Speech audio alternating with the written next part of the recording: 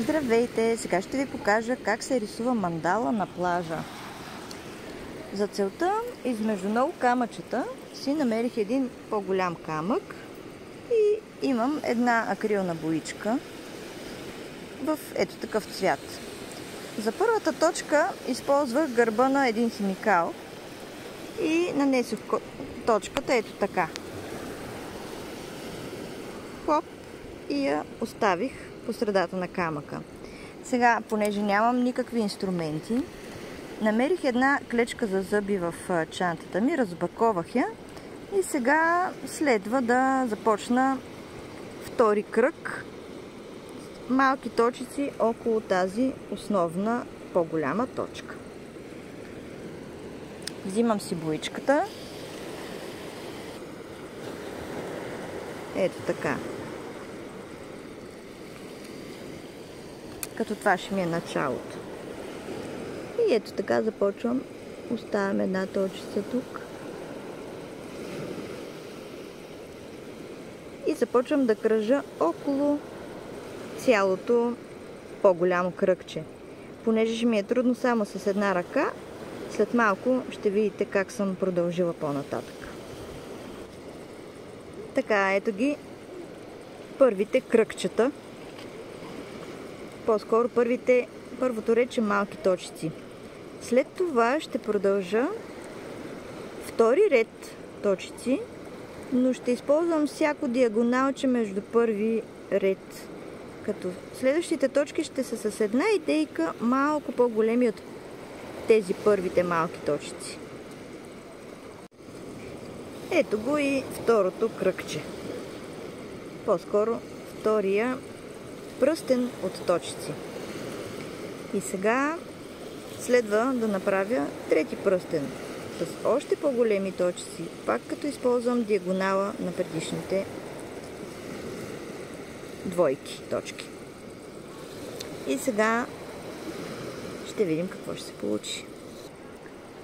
Намерих едно перо на плажа, с което ще направя следващите точки, защото то е по-подходящо, за да остави малко по-голяма точка от предишните.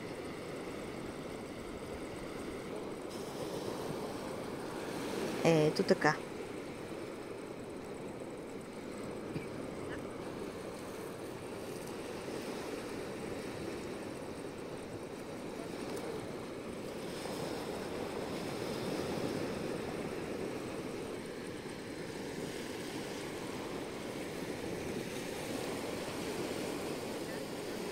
Опа, тая стана малко крива, но лесно мога да я оправя с малко повече прецизност.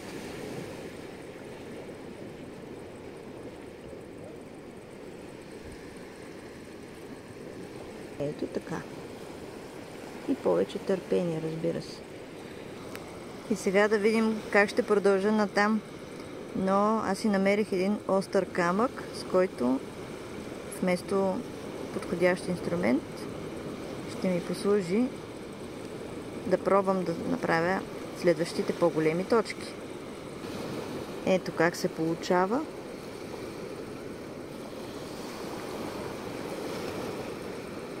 Трябва да потопя още веднъж, защото с две топвания не се получава. Тоест, всяка точка си изисква отделно топване в боята. Ето така.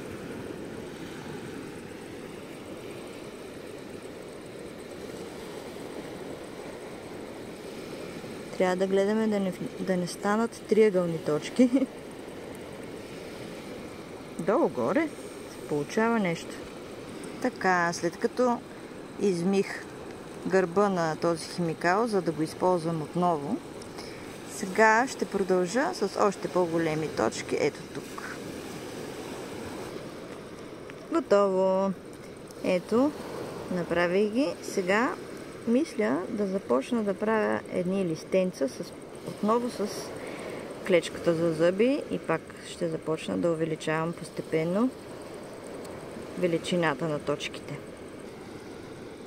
Ето така се получи първото рече, сега следва втори ред.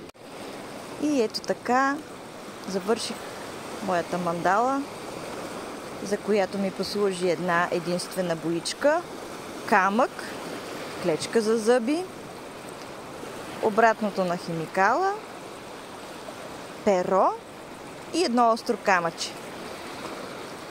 Ето така човек може да направи от нищо нещо. И ето ви цяло изкуство.